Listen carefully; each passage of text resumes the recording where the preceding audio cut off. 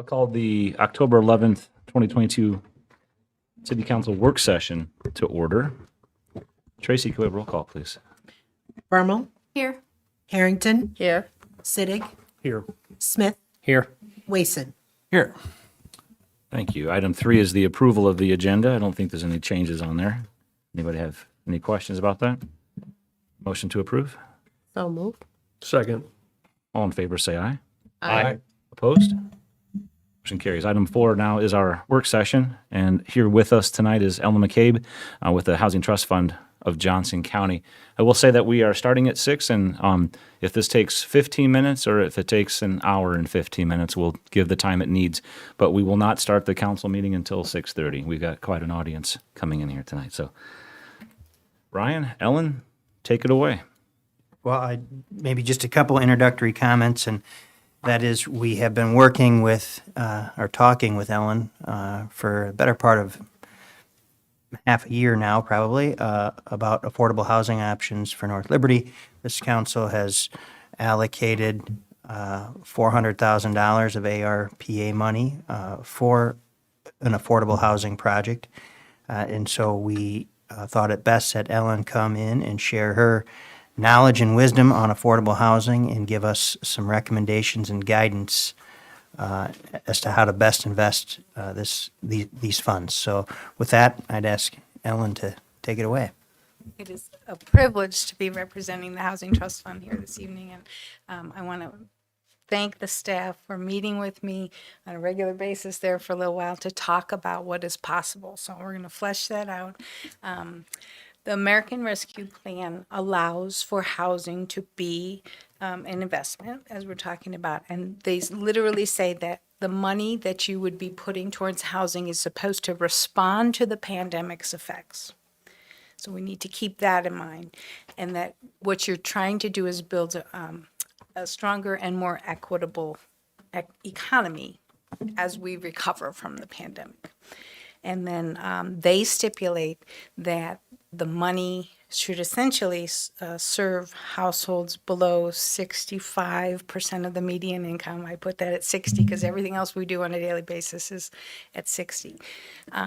So that is the technical information at this point. I'm here to acknowledge that it's your decision on what you would like to do. And our goal was to check as many of the boxes that we heard you discussing this past spring during one of your meetings. I've listened to it several times to get the nuance, but you know, I'm taking that information now. I'm here to listen and to help you formulate a plan. So we wanted to check the boxes, and also I wanted to present what I believe is a realistic menu, if you will, of what could be possible with the money that you're putting forth. So that's where we're at. In terms of looking at it as an investment, what you would be doing if you choose to go with rental housing is that you're buying a lower rent for the future, for a period of time. Or another way to say it is that you're subsidizing the income of the people living in the housing. Another way to look at it is that you're incentivizing a developer to come and provide housing that is affordable within the city of North Liberty. So different ways to look at it, whatever words, entice you, excite you over here. We also talk a lot of times about gap financing. So a developer will put together a project, there's a hole in the project needing money, and that's what the trust fund does on a regular basis, is fill that hole and make projects possible. So we could view the city of North Liberty's funding as gap financing. And then what the money does, depending on what kind of project you want to pursue, your dollars make a statement, and it says the city of North Liberty is in. The city of North Liberty sees this as a need. It wants to address the issue of the lack of affordable housing, and it kind of puts a seal of good housekeeping, if that is a term that's still used these days, onto a project and tells other funders, hey, this is solid here. Things are going to happen. and it can actually literally add to the scores given in other funding arenas. So just talk about the trust fund for a minute for anybody who needs a brief on this. It was founded in 2004 after 2 years of very hard work by dedicated citizens, some of who still serve on the board of directors 18 years later. We have a very deep bench of volunteers who serve on the board of directors, including Tracy. We have city staff from the city of Iowa City, city of North Liberty, and the city of Coralville. We have bankers, developers, people who are actually developing affordable housing, providers of affordable housing. It's a very deep bench on the board. And then we have additional people who serve on committees and bring their expertise. We have recently hired a temporary affordable housing development specialist. We saw that communities might be wanting to use their ARPA funding for housing. We've also been experiencing a lack of applications as a direct result of COVID. Developers, they're unsure about the market, supply chain, labor. The providers of affordable housing that we're very used to working with, they've had a lot on their plate, not necessarily taking time to make visions for the future. So I hired Mary Ann Dennis, who used to be the director of the Housing Fellowship. She's a temporary employee, and I have sent her out into the world to go get developers. We've already begun this work. So that's an added qualification. I frankly myself don't have time to do the sales that are necessary to get the developers on a basis that's needed at this time. The trust fund has invested more than $13.5 million, including multiple low-income housing tax credit projects. So that's one of our qualifications. We've worked with a diversity of projects to both create and preserve housing that is affordable. That's what we do. More than 1,050 units of housing have been touched with trust fund money. We take a customer service orientation. Everyone is a customer. You're customers. The people who are living in the housing are customers. The providers of housing, the developers, our donors, everyone's a customer. And then we consider ourselves to be partners also with the funders, with developers, with those receiving the funds, those applying for funds. And then we see it as our mission to try to stretch the dollars as much as possible. So we use terms like leveraging and stretching and maximizing your funds, maximizing the impact, and then layering. So Mary Ann, one of her expertise areas is she's going to be helping developers put together the different funding sources to make projects materialize. And one of our key qualifications is that we hold the project's feet to the fire. If they commit to a 20-year affordability period, that's what's going to happen. And the trust fund's always pushing for the longest period of affordability possible. So that means that subsidy that your investment is impacting, in this case, what I'm recommending would be 30 years. Decision points for you to consider as you go through your discussions, the income levels you would like to serve. ARPA is safe. I'm going to use that term in quotes. Serving incomes below 60% AMI. They have very vague language that says you can go above 65% AMI, but you have to really prove that your costs are higher than other places, and that was the population who was impacted by COVID. It sounds risky. And so I'm recommending that we stick with a below 60% AMI level. Above 65% is allowable, but it feels risky. And then housing for people below 30% AMI, and this was a lesson I had to learn, what's called extremely low income is very difficult to provide because they're not paying very much rent, and you have to make up that money somehow in order to keep the building operating and service the debt and things like that. So it's very difficult to provide housing to people with extremely low incomes if you don't have another funding source, such as vouchers or a service provider who's billing for services. and things like that. So I just thought I would point that out to you. The rents that are taken must support the debt that the project is carrying, the maintenance of the property, the management of the property, utilities, rehabilitation of the property, and so forth.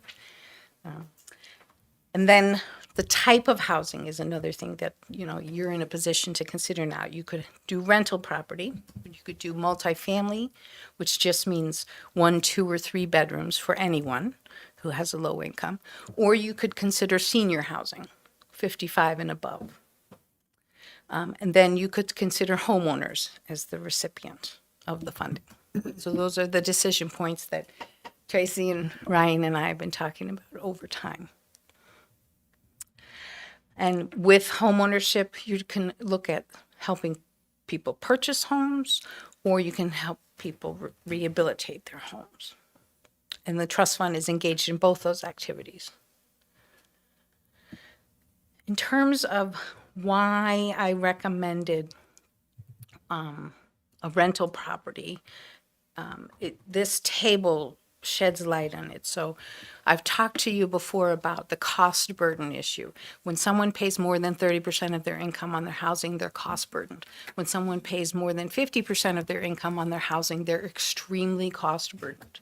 In North Liberty, you have 420 rental households in 2019, before the pandemic, 420 households who were cost burdened as renters, and then 360 households extremely cost burdened, for a total of 780 rental households who are cost burdened, according to this data from that time, which is higher than your homeowner cost burden. So that's one of the reasons that I pointed you in the direction of rental. You can see that you have this 360 households back then who have extreme cost burden. And this would be the level of households that would be served by a rental project, a LIHTC, low-income housing tax credit project. I'm sorry. Can you read burden? This under that number under burden? Under burden, between 30% and below 50% of they're spending on their rent. Okay. Between 30 and 50, and then the other burden is above 50%. Okay, sorry. That's right. Good question. So we need to take a breath here because this slide kind of freaks me out. These are the allowable rents this current year for a low-income housing tax credit project. I've been a homeowner for 30 years, so the rent numbers kind of freak me out a little bit. We're not talking about free housing. We have to make that clear. This housing costs money. Free housing is available in Iowa City in a shelter or in the Cross Park Place situation for people who've been chronically homeless. What we're talking about here is a managed property that's built with energy efficiencies and in-unit laundry, quality rental housing, nicer than anything I ever rented, for sure. And then the projects, the developers do background checks on the tenants. This is sometimes controversial for funders. They don't necessarily like that people are having their rent, that the people to be served have rental history checks and criminal checks and credit checks. But that's what the developer is entitled to do. And in terms of reality check, the rents. So these rents that I'm going to share with you include utilities, and they're currently being charged for low-income housing tax credit projects. So if you have 40% AMI, it's $817 for a one-bedroom. Gives me pause. That seems like a very big number to me. 2 bedrooms, $981, and 3 bedrooms, $1,134. That's for people who make 40% of the area median income. I double-checked these with an existing provider in North Liberty just to make sure that something wasn't askew here. But those are the allowable rents for a low-income housing tax credit project this year. So I'm here to answer questions, listen, hear what else you would like.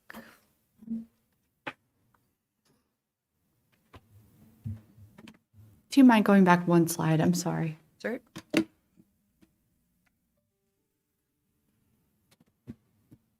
Thank you. So, Ellen, would you mind going through these five, not in any great detail, but if you could summarize these five that you've provided to us already, and if you could provide a a pro or a con to them, if there's something if there's some context that you can provide in this that we couldn't read off of this great chart that you put together for us.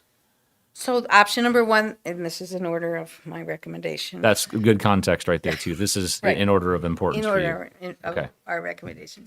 Mixed housing, this is the low-income housing tax credit project. The projects are designed to have mixed income, so there'll be some 40% units, some 60% units, and some market rate units. This is a philosophy. Have people live together. Everyone benefits. So we're talking about 30 to 50 new, spanking new quality rental units. With the largest majority of them having rent restrictions for the 30-year period.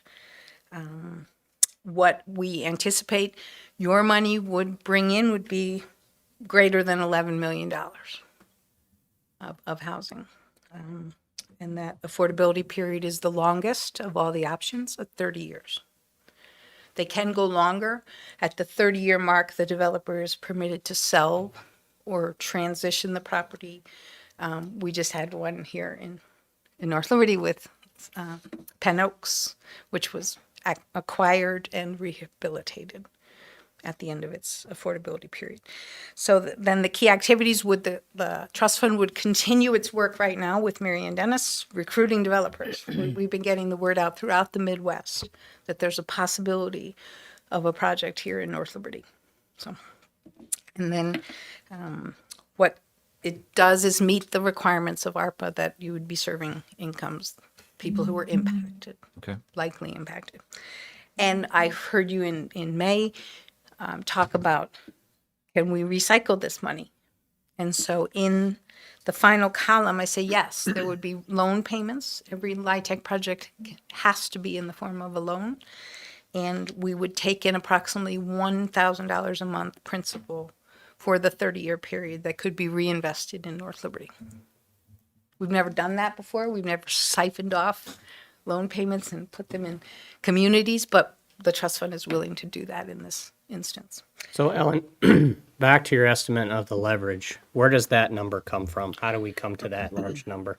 This is exactly what happened in Coralville recently. There's a project called Coral North that will open this fall from a developer, and the trust fund put in $450,000 of the county's money, and it cost more than $12 million To construct? to construct. Okay. So it comes from the developer, it comes from the state Iowa Finance Authority Low-Income Housing Tax Credit Project. How difficult do you think it will be for us to procure that amount? The 11 million. What happens here is we would encourage applications, and then in January, the trust fund would make an award subject to the project receiving credits. The developer would put in an application in March or April, and we would hear back next September on whether the project received credits or not. Okay. So they get nothing if they don't get the credits, nothing from the trust fund. I would say there's a 50% chance that we could get a project that would receive tax credits once the trust fund gets an application in January. Right. Other questions about the LIHTC project? You mentioned that you're kind of putting the word out at this point Right. Across the Midwest, understanding that you don't have any definite Correct. things, but are you getting any responses, I guess, is the question. I have a developer who did develop the project in Coralville who wanted to come here tonight to talk to you. And I told her, no, sit, stay. We believe that there would be interest. The first question everyone always asks is, do they have land? Can they give us land? But we're not in that arena. Eric, Ryan and I just met last week with a developer who specifically does this and has interest as well. But I'm not sure if it's the same one, but I got word that Somebody else? Somebody else. Oh, yeah, that's fine. And maybe for us, Did you meet this? See it. We sent them to you, so. nobody contacted me. It's just for seniors? It is the developer that you know. Oh, okay. All right. So I guess this question is for Ryan. Do we have an area of land that, if we were to go this route, that we could earmark?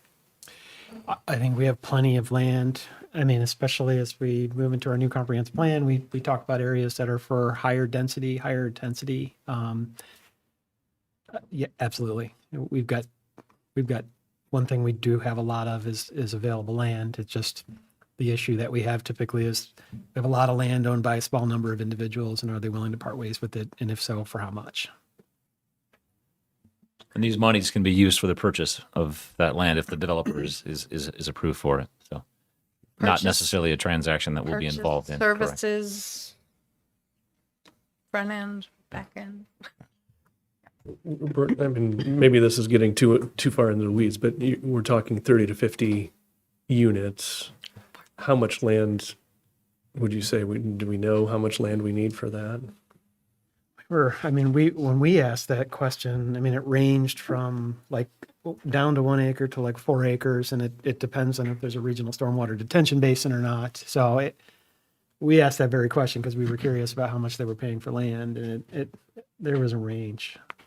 And I guess it's going to develop on what kind of units go there. If it's one building, that could house all of them versus several smaller buildings. So I think that would dictate the land. So I guess my question there is, with regards to one, is it more advantageous in your viewpoint for us to procure the land and then try to find the developer, or try to find the developer and then try to find the land? It's up to the developer to find the land. Okay. They were asking for free land. Many times communities will say, we have a piece of land and we Gotcha. want to turn it into housing that's affordable. But that's not what's going on here. So Okay. I asked. All right, moving on. We can come back. The second thing is what I call your acquire and or rehabilitate. So it's an existing rental property that's not currently affordable, but in exchange for the support, it will become affordable. So that's what you're buying. You're taking a market rate property or sections of it and turning it into affordable units. And so we predict that would purchase 10 to 15 units or rehabilitate 10 to 15 units, serving incomes below 60% AMI. It's harder to get developers to go down to the 40% AMI outside of the LIHTC arena, so because they're not getting as much. And then in each project, the trust fund is probably going to be a partner in this aside from your $400,000. We're only going to talk about good projects, and the trust fund can help be part of the leveraging. We love housing. That's what we do. And so in this instance, maybe we could leverage trust fund money, state housing trust fund money, and so forth. And we're talking about a lower affordability period here of only 20 years. And perhaps the recycling of the money. It depends on whether we can lure someone to do this for a loan. The third option is to have acquisition and or rehabilitating of an existing affordable property.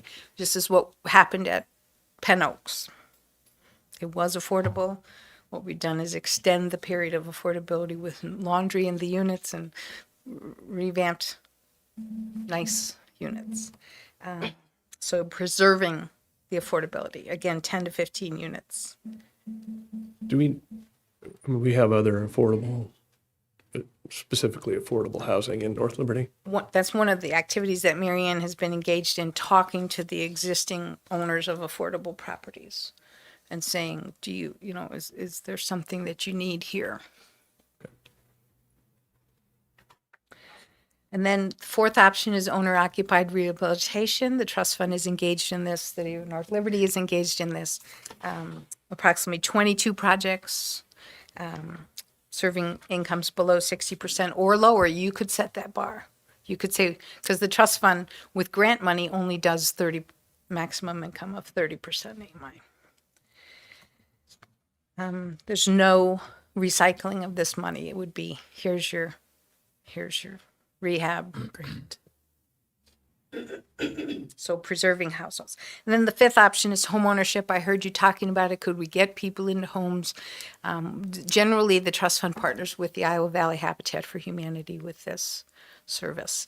There are communities that are hooking up with financial institutions to make this happen and do these back-end loans, silent forgivable loans. That is not our area of expertise. It's not something that we would recommend at this time. It'd be very difficult to get people in homes at that 60% AMI level. They have property taxes and things like that. So. Questions about the option? You put up a slide with rents for a LIHTC project. Would those rents be the same rents that we're seeing for rehabilitation or other rental projects? Probably.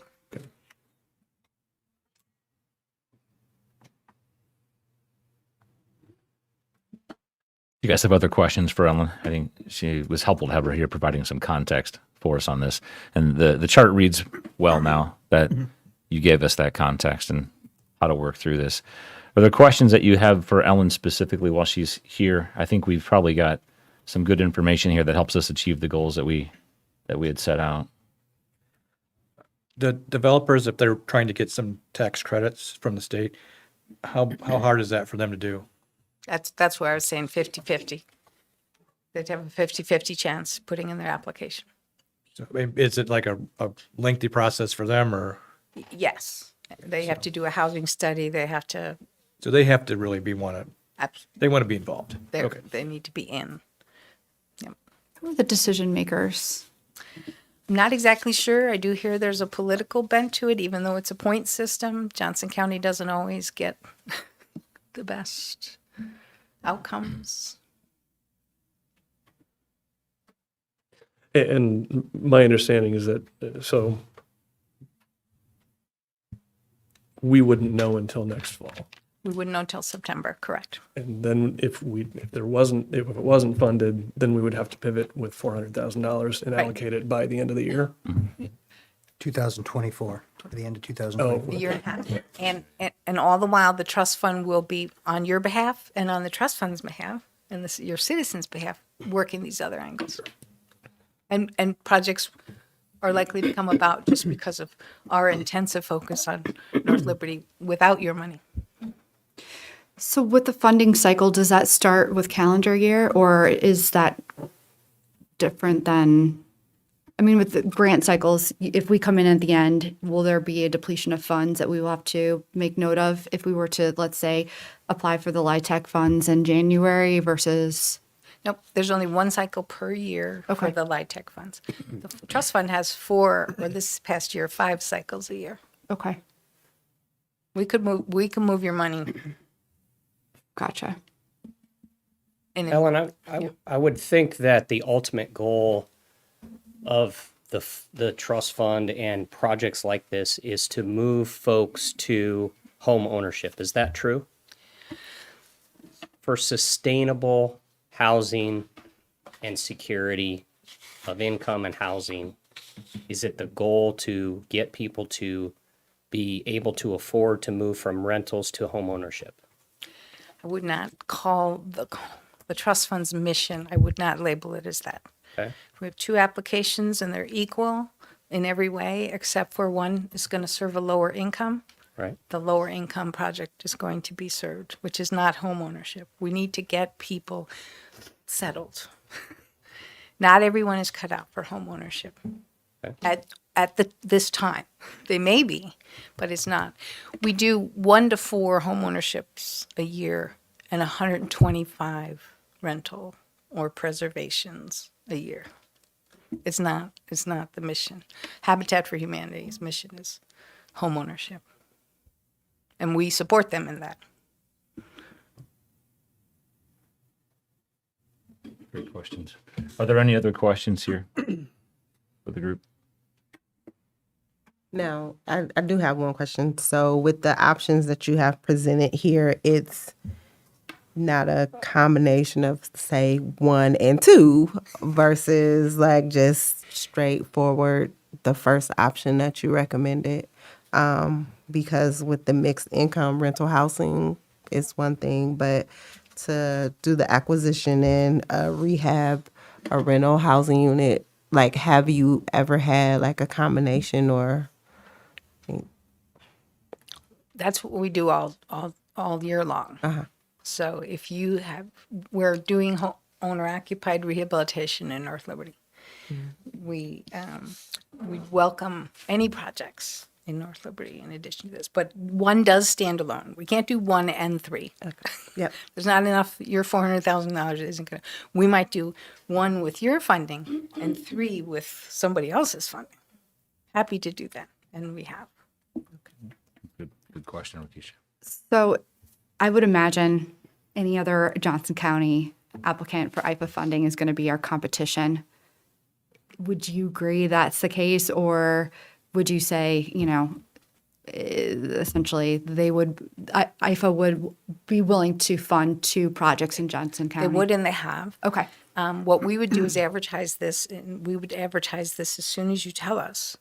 For a January funding round, we would say we're going to do our regular LIHTC priority round with applications due in early January. And oh, by the way, North Liberty is adding a pot of money to that. So the trust fund will make $1.5 million or something like that available. And we'll say, and there's an added piece from North Liberty. Okay. And we aren't too late at this point to have someone come in with a proposal for January. It doesn't have to be complete or. No, it would be complete to the trust fund and make sense and be viable. Terrific. I think that's a great final question. If that's okay with you guys, you have another one, Brian? Yeah, just one quick one. So if this is, say we're going with option 1, and so that kind of process starts at the beginning of the year, but if nothing, Right. so we're going to say we're going to commit this to money, so those people who are doing the application kind of have that in their back pocket. Right. So if that falls through, that money is kind of stuck until the fall, or It'll fall through in January if we don't get any applications. It'll fall through in March if we've committed something, but they don't put in an application to IFA. At each decision point, we can formally pivot. And then in September, if we got an application and they put in an application to IFA in September, we'll know. And if it didn't get funded, we're ready to go at all those stages. so we just need to kind of be cognizant of that as we move along, so that we don't, some other project doesn't come up and that we don't come to, that's. Some other project comes Okay. up, the trust fund is always looking for Okay. projects to fund. You guys good? Thank you very much. Ellen, thank you very much for your time. Any emails, any questions?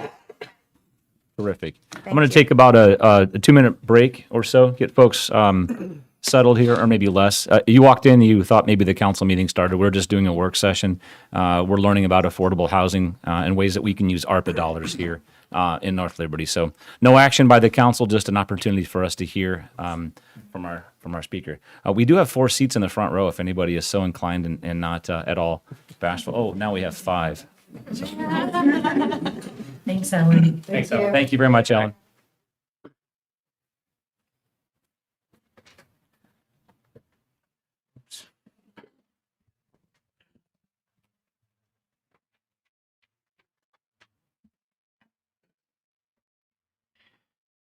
All right, so at this point, we have already called the meeting to order and taken roll call. We've approved the agenda.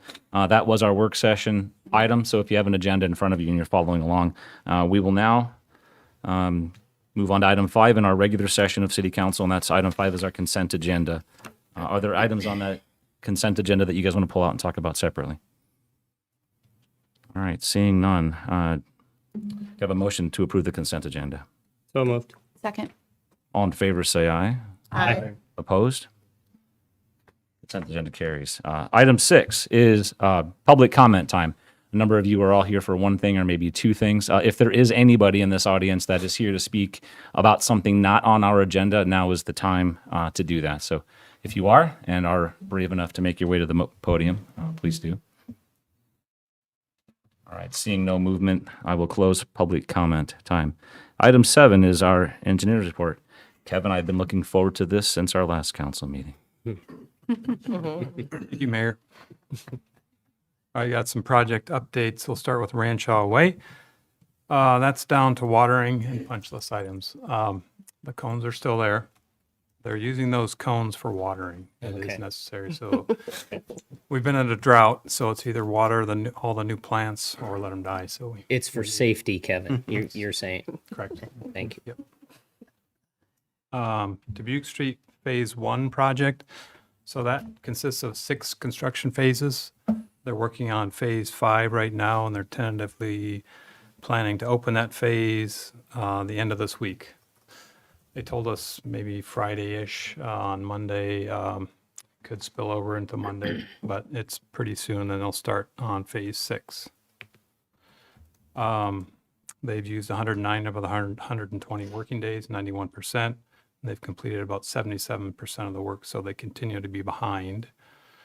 They do have an incentive payment of $30,000 if they get done by November 18th, so that's what we're hoping for. We definitely want it done by winter. Our Heritage Drive Stream Bank Erosion Protection Project, the plans have been completed, and we have our final staff review meeting tomorrow.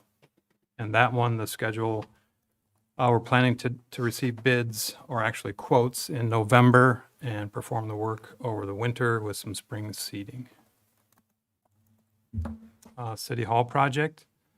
We held the pre-construction meeting on Friday. They have installed the fencing around the site, and the work will begin soon. As a reminder, the final completion on that is April of 2024. Jones Boulevard project, the work continues. Tomorrow they're planning to pour the trail on the west side of the road, so they're getting pretty close. This contractor is actually ahead of schedule. They've used 71 working days, 79% of their project, and they completed about 82% of the work. So they're still planning on opening this to traffic in November. And then lastly, the community center roof project. This contractor is also ahead of schedule, which is good. They have all the new roofing material installed, and then now they're just waiting on the edge metal.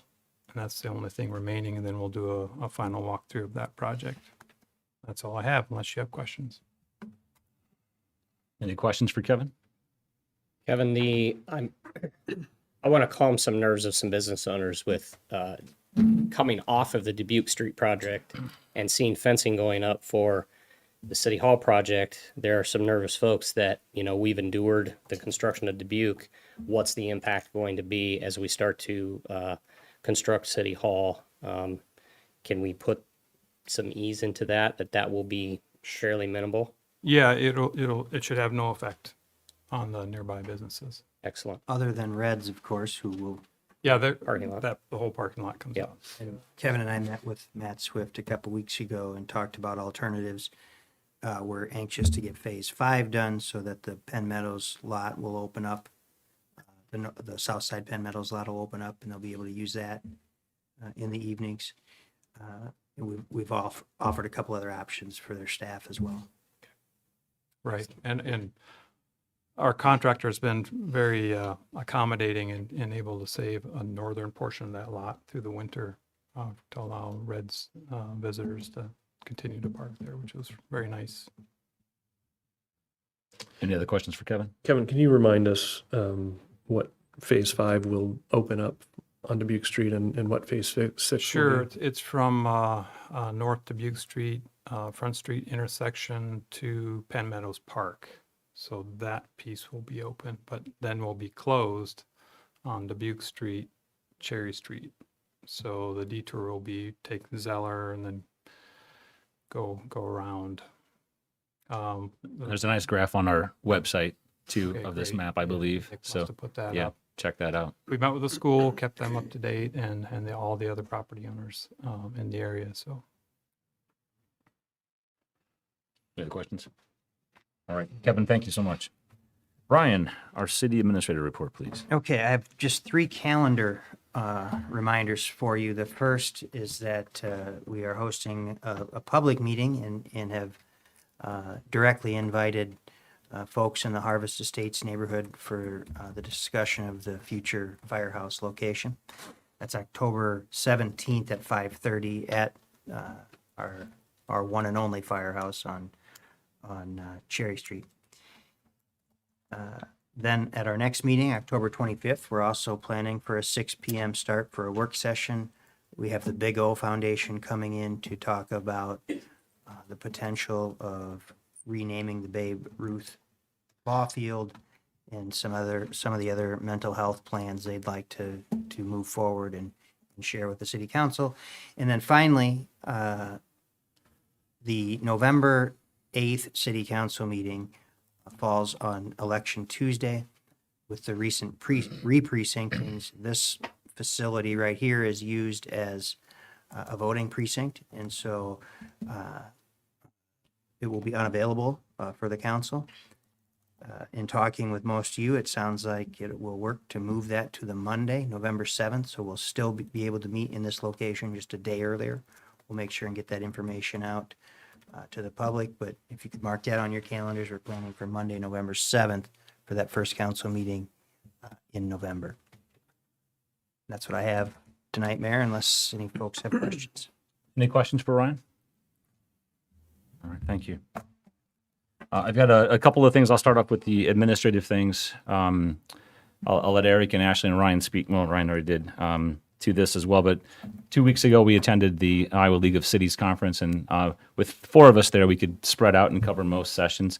And I don't think any of us were sitting in the same room with each other, so we were able to spread out. I took part in a bus tour of housing projects that they were able to complete up there.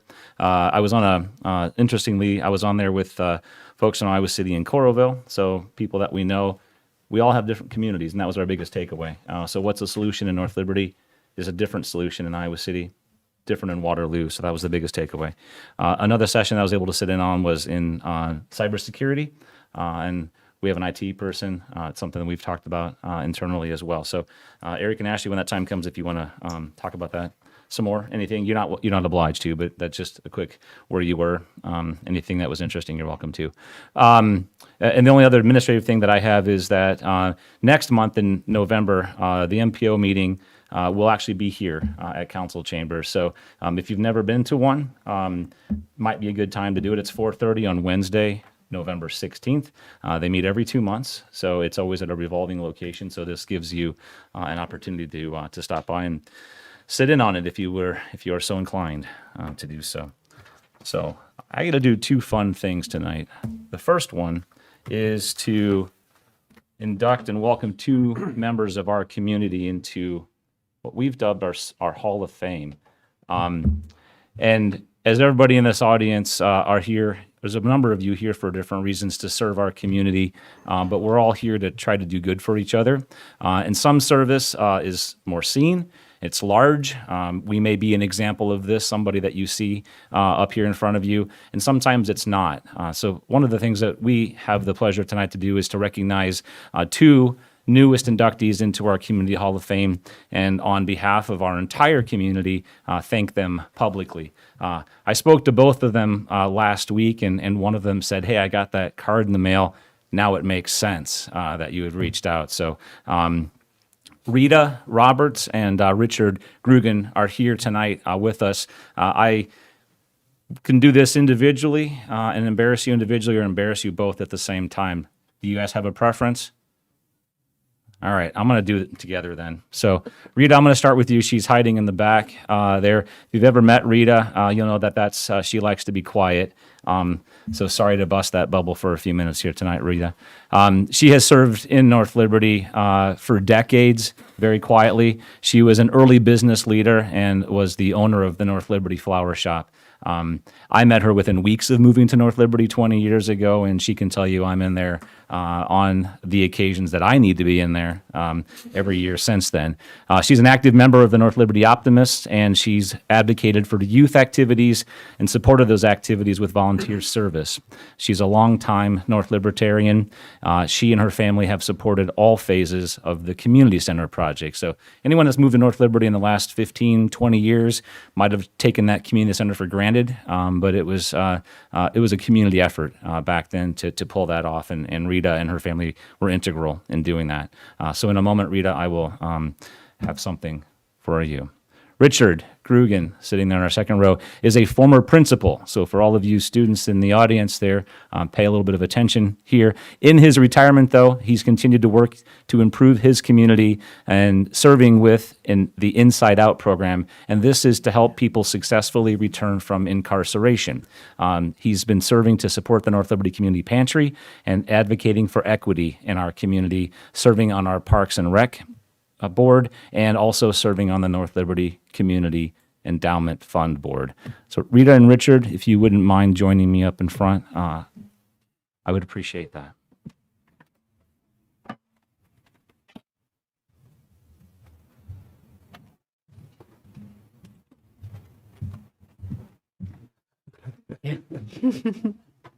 Picture circle. Yeah, that's it's not hard to miss our picture circle in there, is it?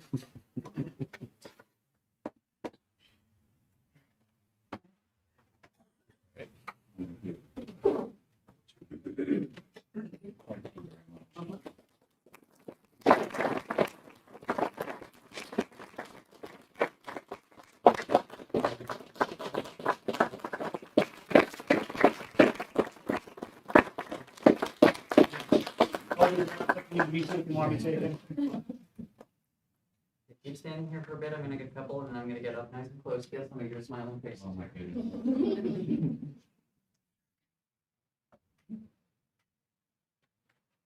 One more and I'll let you free.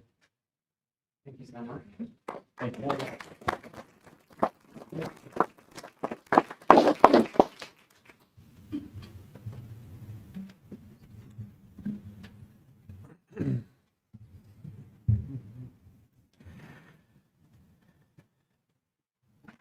And I would invite you to stick around for 2 more agenda items down the road. It's going to be a lot of fun for that one as well.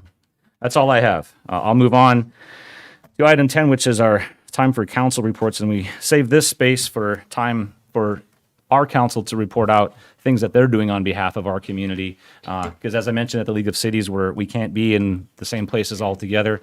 So this helps us to spread out in our community in ways. So no particular order. If you have something to report out, it's all yours. Mayor, I was asked by you and Ryan to consider a roundtable, which I took up to represent our city today with Congresswoman Marionette Miller Meeks. She was seeking some input on the SIM Iowa project. We're very fortunate here. SIM Iowa is a roving EMS training simulation truck. We have one here in Swisher, there's one in Des Moines, and then one over in Sioux City. So it was nice to be able to supply some feedback to the Congresswoman on funding. It's currently under grant funding, and we'll need additional funding to maintain what it's doing. So I was able to participate in that today. And then I'll also be participating in a similar roundtable event invited by Sheriff Kunkel on December 9th, and I'll have more information on that to come.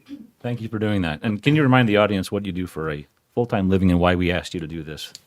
Yeah, so I'm a battalion chief, training officer for the Cedar Rapids Fire Department, and had specific training through that simulator, and it made me a better paramedic.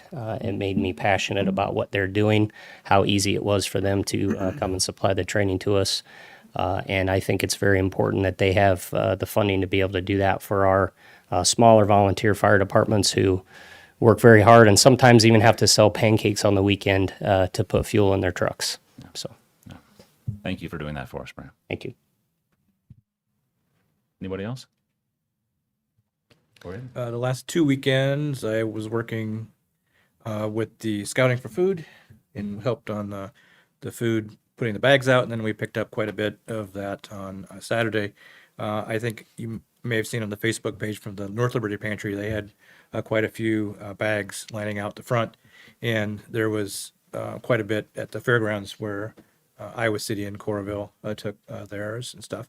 And I really appreciate it. A lot of people just put a lot of stuff out, but people really put thought into it and actually made meals.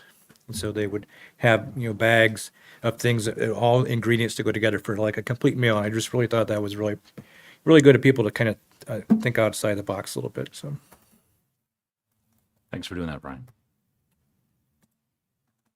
Anyone else? I was lucky to represent the city at the opening of the story walk around Liberty Center Pond. And that was a really neat thing. It was story time. I haven't been to story time for a long time. But if you have a chance, go on and walk and read the story as you go, and it'll be changed by the library staff occasionally. But I've already been back and read it again. So, and then I did attend the league annual conference, and that was a good experience. I appreciate the opportunity to do that. I sat in on some good sessions as well on diversity, equity, inclusion, renewable energy, childcare. So there's really good information. And I also zoomed in from Waterloo to the Affordable Housing Coalition annual meeting. They're doing some good things. And I did learn that North Liberty residents, I think we have 220 some households who receive state utility assistance in the amount of about $800,000 or $900,000 in the last year. So that's a big number. And I haven't checked to see, Ryan, if that's North Liberty proper or includes North Liberty zip codes, but still a lot of people in using that assistance and needing some help. So I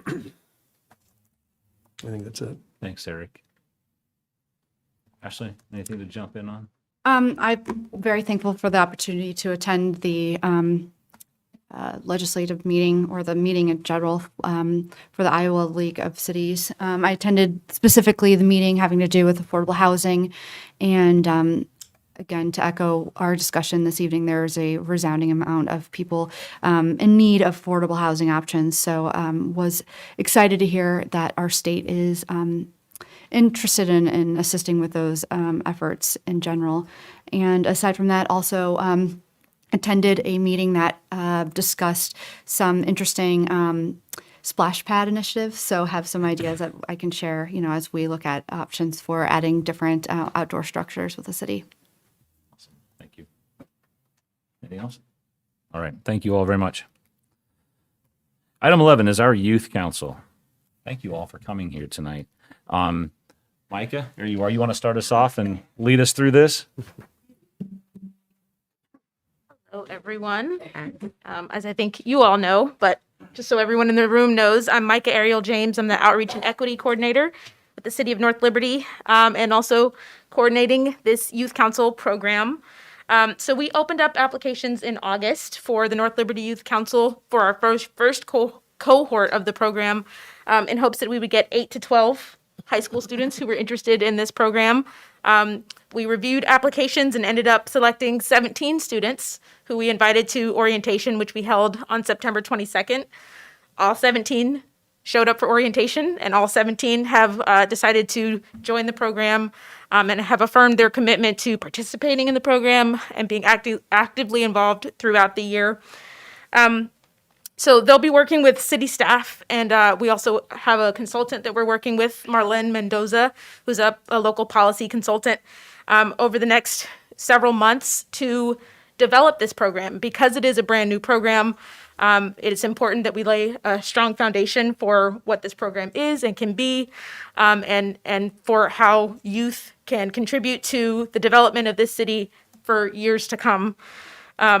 So just to highlight a few of the things that these students identified as projects and programs that they're interested in, they said inclusion, or increasing inclusion and belonging, supporting marginalized communities, improving access to mental health support, taking action to address climate change, creating more youth-centered programs and activities, and giving youth a stronger voice in the community.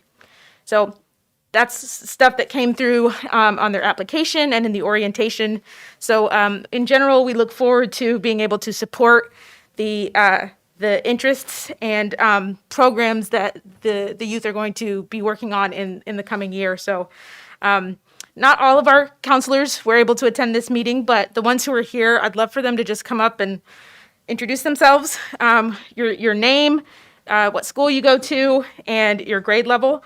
Our 17 students include students from Liberty, Clear Creek, and Regina. So yeah, we'll do that and then turn it over to you to swear them in. Sounds great. Thank you. So yeah, if you are a youth counselor, pop up and yeah, you can just go one by one. Yeah, go for it. We'll do it at the podium. Yeah. My name is Asher Bonner. I'm in 10th grade at Liberty. My name's Olivia Rowling, and I am a freshman at Clear Creek Amana. I'm Andy Seta, and I'm a sophomore at Liberty. I'm Konstantin Sidorenko, and I am a junior in Liberty. Hi, my name is Leela, and I'm a junior at Liberty, and I'm very excited about the council. Hi, I'm Megan, and I'm a junior at Liberty. Hi, I'm Hadley Anderson, and I'm a freshman at Liberty High School. Hi, I'm Chase Lotinsky, and I'm a junior at Clear Creek Amana. Good evening. I am Ruby Frank, and I am a junior at Liberty High School. Hello, I'm Piper Kearney, and I'm a junior at Liberty. Hi, I'm Lucy Lohman, and I am a junior at Liberty. Hi, I'm Matthew Staber. I am a senior at Liberty. Hi, I'm Noah Eddy. I'm a senior at Liberty. Hi, my name is Avery Van Avma, and I'm a junior at Liberty. Hi, I'm Madison Jurgens, and I am a freshman at Regina. Thank you all so much. I can't say that won't be the most embarrassing thing that you have to do in the next year, but it's going to rank right up there, I think. Micah, do you have anything else to add, or should we get these folks signed in or sworn in? Excuse me. Okay, let's do that. Why don't you guys gather around up here? If you saw the previous photos taken, we kind of do this around the circle up here, and I will bring. Come around this way. Yep. Like just fill in the horseshoe. Circle of trust. Yeah. What are you doing? Come on. Fill in the horseshoe, you guys.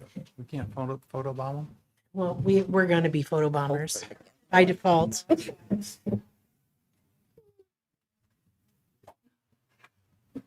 And so I can be near this microphone and not block any parent's view of this. I will do that. Again, thank you all so much for being willing to give up a Thursday night once a month for the next 12 months. You guys knew that part, right? Okay. What you're going to do this 12 months is obviously important to us and to you right now, but it's also important in the years to come. So for those of you that are freshmen, you get to see the outcome in the years to come. For those of you that are seniors, this is a legacy that you are going to be leaving us here in North Liberty. Your involvement in this organization and this council for us was an idea that we had 2 years ago. And your voices, you all recognize how important they are in our community, and I think that sometimes gets lost and overlooked. So you being here and willing to step up and take this oath is a really important step for us as a community. So thank you very much. I feel like I'm blocking you. Parent, got a shot of this one over here? Okay. All right, let's raise our hands. Right Okay. hand. Right hand, please. Not both of them at the same time. I will say I, then ask you to say your name. So I, say your names. All together is fine. That was lovely. Do solemnly swear that I will support the Constitution of the United States and the Constitution of the State of Iowa, and that I will faithfully and impartially discharge all the duties of the office of North Liberty Youth Counselor in North Liberty, Iowa, to the best of my skill and ability, and as to me, shall seem to be in the best interest and welfare of the city. Welcome to our youth council, you guys.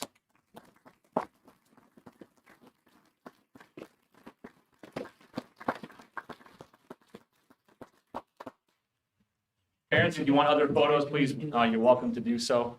Give you a moment to do that. And if you want to stick around for the council meeting, it's going to be not as much fun as this was. I won't say that. So thank you all again. Sure. You know what? I was wondering, how about our entire council up here? If you could join us, that'd be fantastic.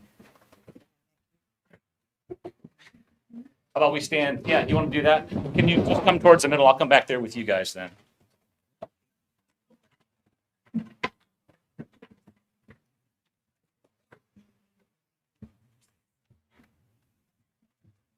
Are we centered well enough? Okay. Who wants to be in charge of the countdown out there? That doesn't matter. 1, 2, 3, smile. Do one more round.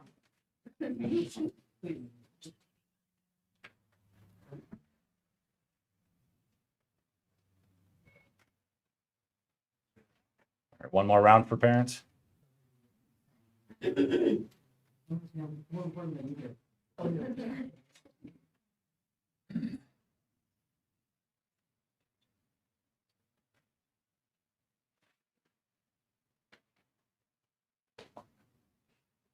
All right, awesome. Thank you all for coming tonight.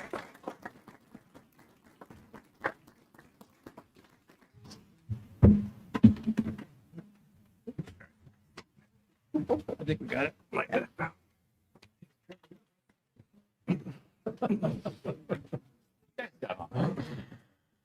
Yeah. They did really good swearing in. They followed your lead. They did pretty good. I tried to break it down. That's the hardest thing about being sworn in sometimes. You now understand how hard it is to do what I do. I was saying I was trying to break it down into the, to And small, you'll small never do it bits. the same way twice. I guarantee it. Yeah, I think they can handle this. Yeah, whatever it is. That's got to be one of the more fun things you've done as mayor. That was super, That's really super cool. Super. Will you start coming to all of the council meetings now? Okay. We'll put your name on that seat right up there to make that happen. All right. Item 12 is our Quick Star site plan, and item 1 is staff recommendation. Please, Ross. Sure. Just, I'll just point out that this one was a business that is looking to relocate, and we were able to make some adjustments and keep them in North Liberty. So happy to do that. Had to work on a code tweak, but they were great to work with, and just site plan. Pardon? You jumped ahead. You're on Quick Star. I know. Oh. Yeah, I was just looking at that one. I Sorry. thought you were talking about a business we kept. Yeah. Okay. Yep. So, about 6,500 square foot building, pretty straightforward. Are we doing, you are right. Are we at Quick Star? Yeah. Tracy was right. Oh my gosh. Oh my goodness gracious. Yeah. Okay. Let me gotcha. back up a little bit. I got you. I'm like, Thank you. wait. Oh, you are right. This is a Quick Star. Thank you. Now I'm back on track. It would be at the northeast corner of Jasper and West Forever Green Road. You see a lot of work out there. That's a DOT kind of work area. We have been reviewing construction plans over the past several months. We do anticipate they are getting close to construction plan approval.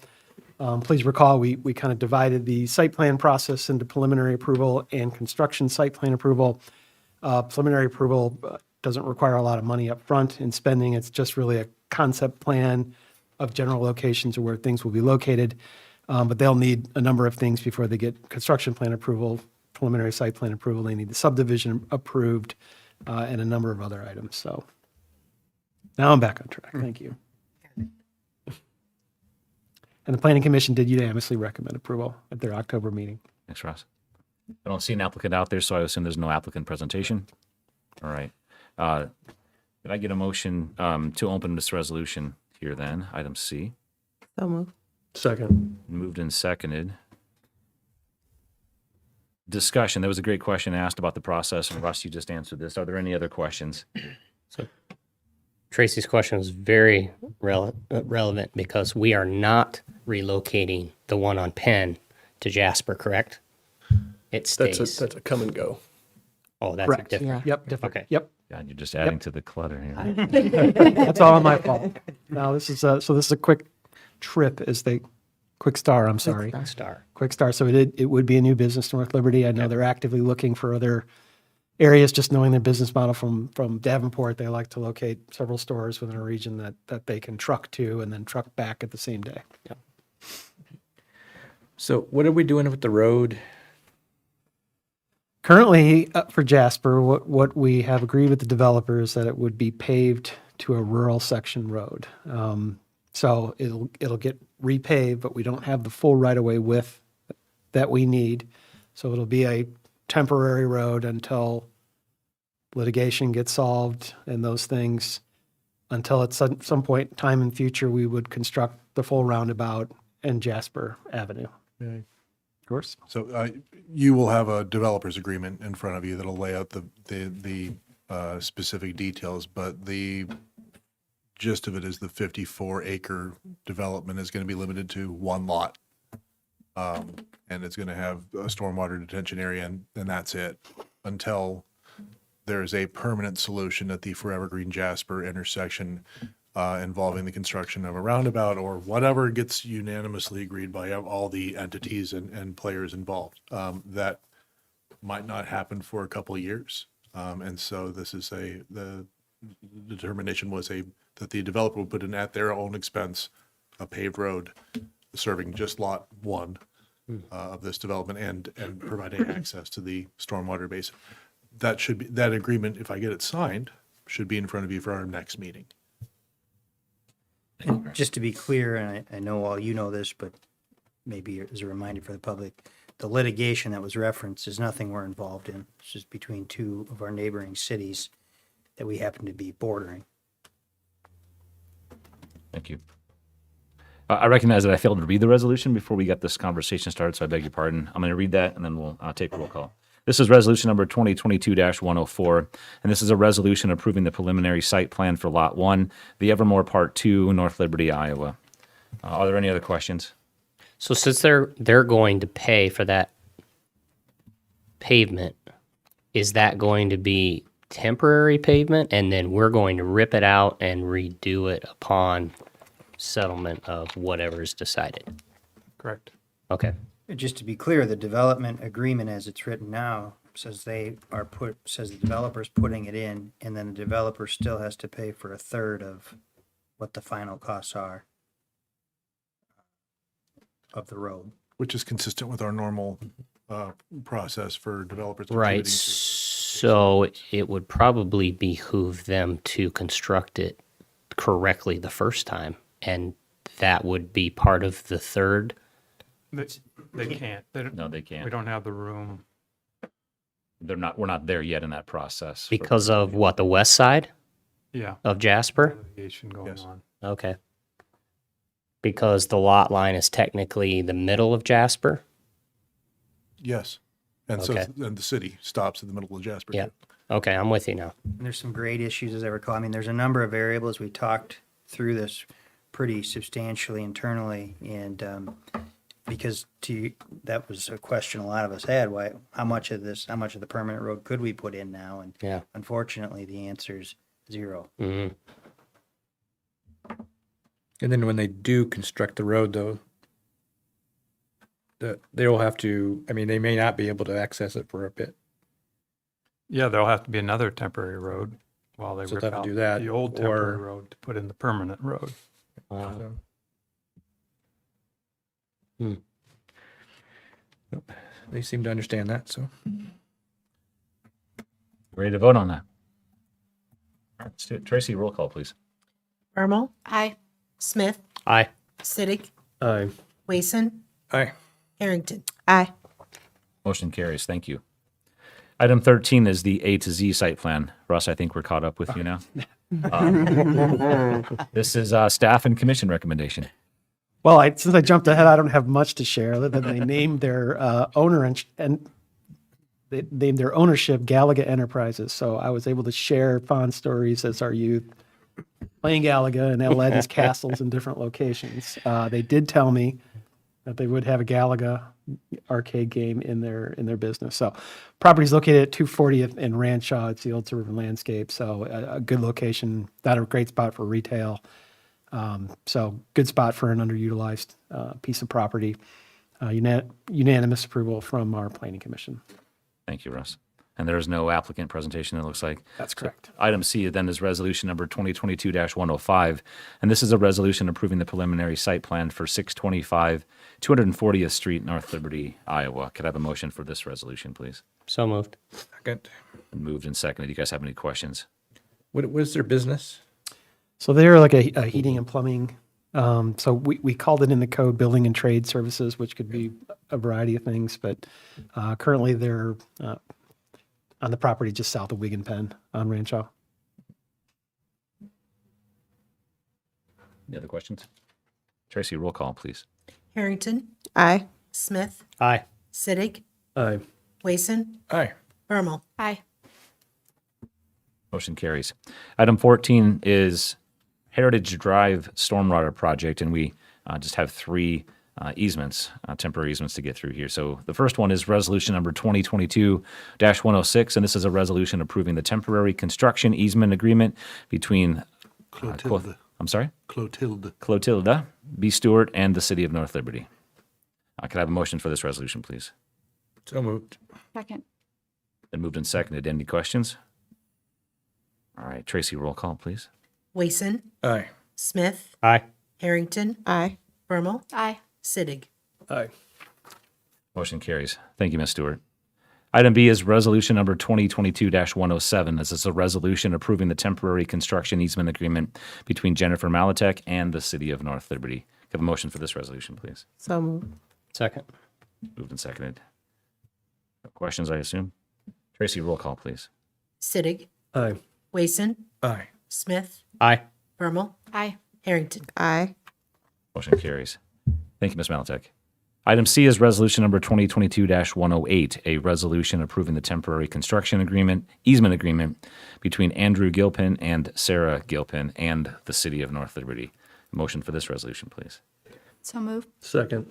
Moved and seconded. Question? All right, roll call, please. Bermal, Aye. Sittig, Aye. Smith, Aye. Wason, Aye. Harrington. Aye.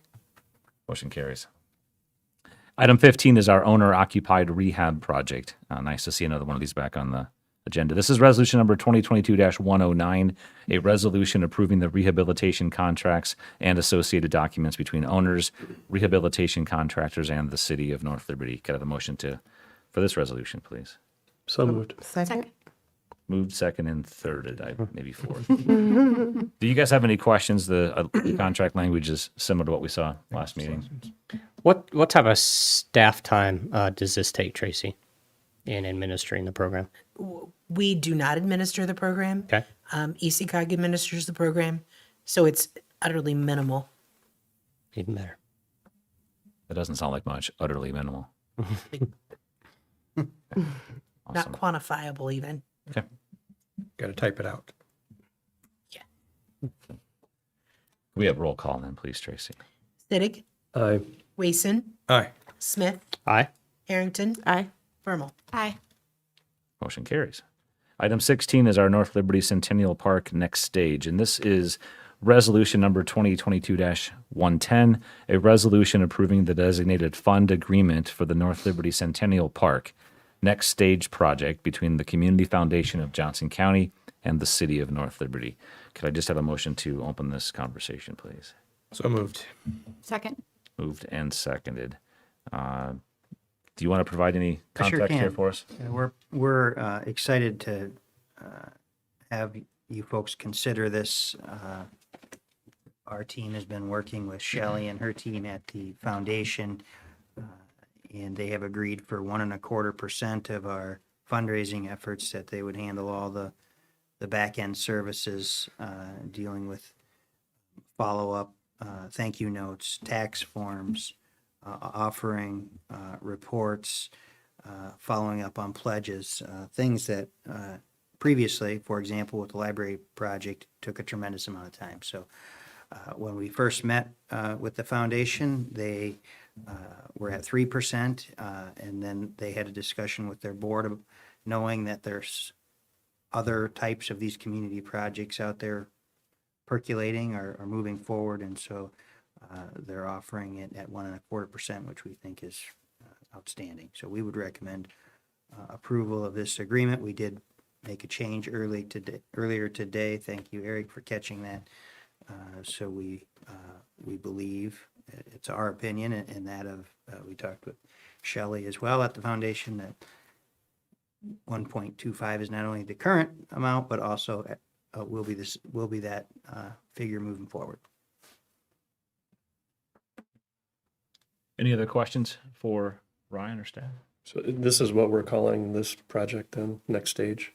It is, yes. I will, in fact, I don't think I did forward you the application we sent in to Destination Iowa, but yes, this is the official name.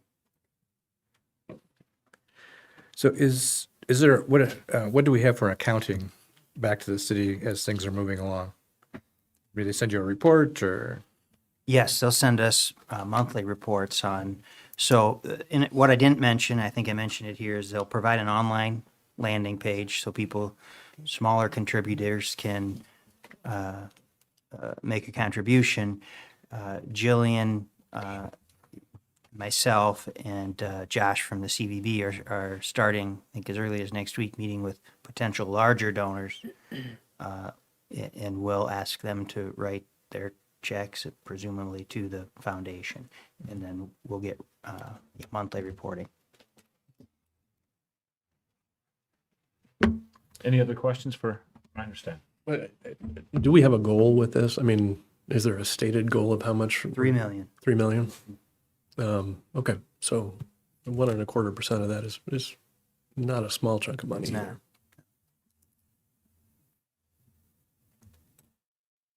All right, Tracy, can we have a roll call, please? Siddiq, Aye. Harrington. Aye. Smith, Aye. Wason, Aye. Bermal. Aye. Motion carries. Thank you. Item 17 then is our site plan ordinance amendment, and item A is our public hearing regarding proposed ordinance amendment. Unless you guys have anything to add to this, I don't see any public out there to comment on this. I'll close the public hearing. Item B is our staff and planning commission recommendation. Russ. Okay, so as you all know, we've kind of coming near the end of our comprehensive plan. It's been a year-long effort. Comprehensive plan will have several elements. One of those will be a land use map. We rely on that quite heavily to make decisions about is zoning appropriate in a current location. You know, we're at this time where draft comprehensive plan that we have to review. Obviously, I'm heavily involved in that. We have a draft map. I'd like to reference the one we sent out to you early this afternoon. What we are concerned with is having a proposed development that is not consistent with either the current map or the proposed future land use map. We think the proposed future land use map is going to be in substantial conformance with the draft that we have.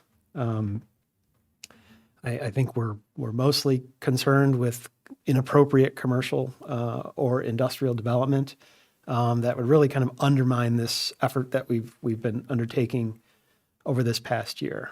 I would envision once the future land use map and comprehensive plan is adopted to start initiating rezonings, city-initiated rezonings to achieve consistency with that comprehensive plan.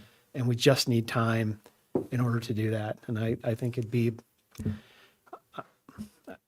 pretty significant if we saw, like, you know, inappropriate development that just flew completely in the face with our development, you know, our land use map. And so that's why we're bringing this forward to you. Planning Commission did consider it. I think they understand the effort that's involved with the comprehensive plan update, and they did recommend approval unanimously. Thanks, Russ. Item C then is going to be our discussion and possible action on waiving the requirement for consideration at 2 meetings prior to final action. So I'll just kind of chime in and pick up on what Russ said here. This is a circumstance that is unique. It's never presented itself to us. And we usually only reserve waiving readings in the matter of health or well-being, possibly weather out there.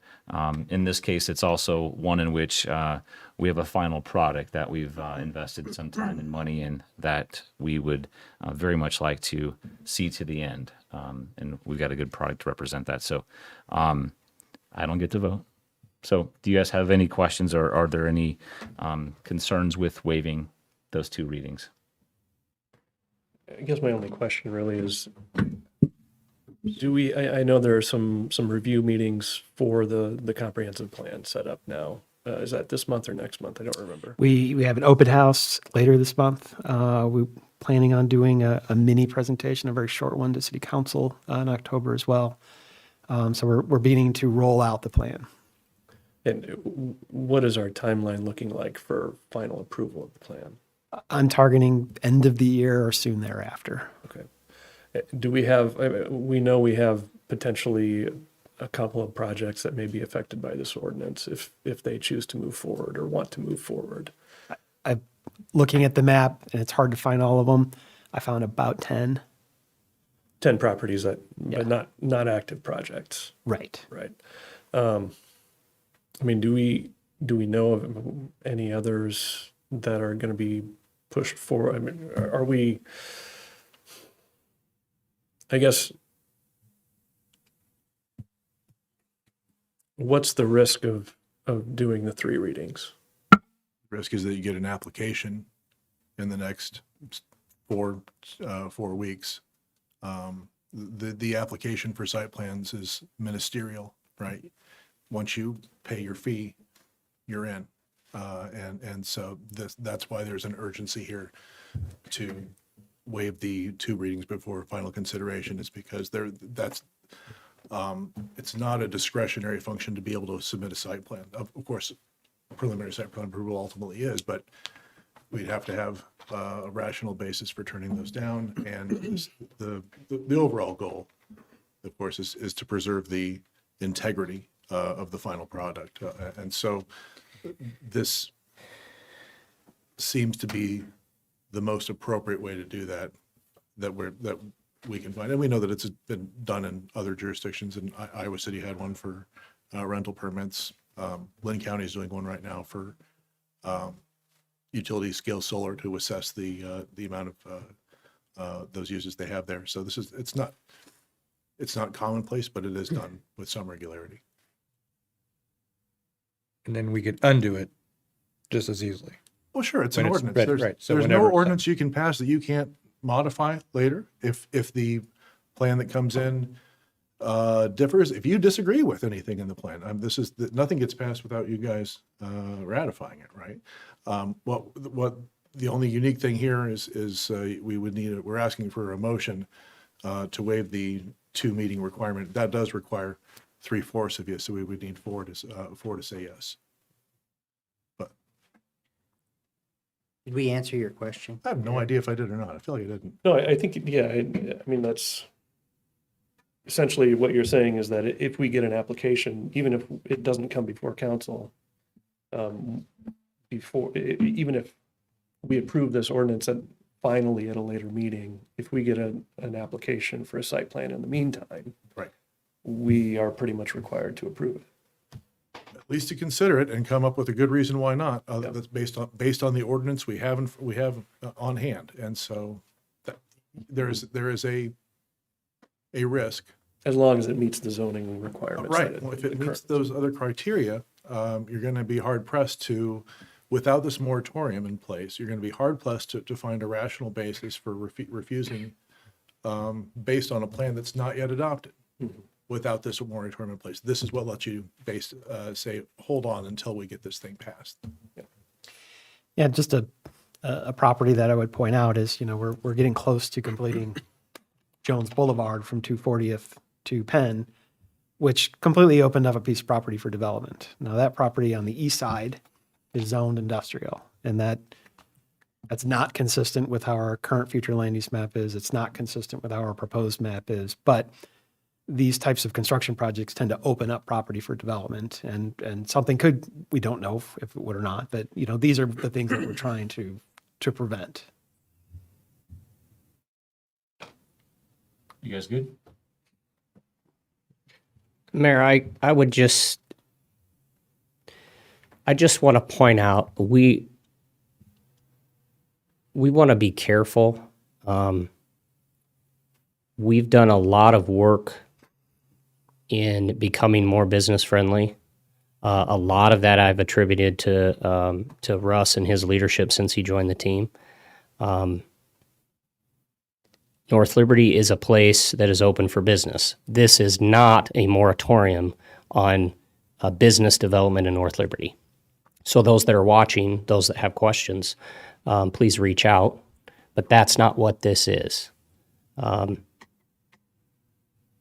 This is to help ratify and get the new comprehensive plan in place, and make sure that, again, to use that terminology, the integrity of the plan is upheld. So I just want to state that it's not a moratorium on business at all. Please come to North Liberty. Please keep looking at North Liberty, and you will be welcomed. This is just specific to a handful of properties that we believe through the planning phase need to be relooked and rezoned in the new plan for the betterment of the community for years to come. And if I may, that was a fantastic point. Just to expand, Grant and I talked. This doesn't prevent development on these properties at all. I mean, if somebody came in and said, okay, fine, if it designates my property as commercial and it's consistent, they could come in for a rezoning, and we would take them through that process, and they could conform to what that zoning is. It just prohibits what we would consider inappropriate development. Yep. If I could just, we've used the word prohibit and moratorium, but what it allows is for responsible planning for the community. Good point. And ultimately, the overall economic success of the community. So, and even if we took the 6.5 months, getting it all done now, it saves a month in the spring when people are going to want to do stuff. So, Great. Thank you for that discussion. You guys, you all right now? Okay. Item D then is our first and final consideration of ordinance number. Needs to be I'm sorry, action it needs to be taken an on action. that. Sorry about that, Tracy. Can I get a motion for first and I'm going to read it. Right. For waiving the requirement. Oh, the action is, I got to create the action here. So is this done in roll call then, or simple? It can be simple, but I think if there's any I'd do a roll Do a call. roll I call. would potential, just because of the requirement of the 4/5. Okay. Could I have someone create a motion that basically is the last part of this sentence here on item C? so I move that we waive the requirement for the consideration of 2 meetings prior to final action. So, I second. Thank you, Brian. Thank you, Ashley. Now, any other discussions? Tracy, thank you for that. We have roll call, please. You bet. Bermal, Aye. Smith, Aye. Sittig, Aye. Harrington, Aye. Wason. aye. Motion carries. Now, item D is first and final consideration of ordinance number 2022-22, an ordinance amending Chapter 165 of the North Liberty Code of Ordinances, zoning code administrated by adding section 165.10 entitled Moratorium to establish a 6.5-month moratorium on submittal and review of preliminary site plan applications for which the current zoning district designation or use is incompatible or inconsistent with the North Liberty Comprehensive Plan 2014 land use map and the proposed future land use map. Have a motion So moved. Second. moved and seconded. Any other questions? This one. Tracy, roll call, please. Smith, Aye. Bermal, Aye. Sittig, Aye. Wason, Aye. Harrington. Aye. Motion carries. Thank you all very much.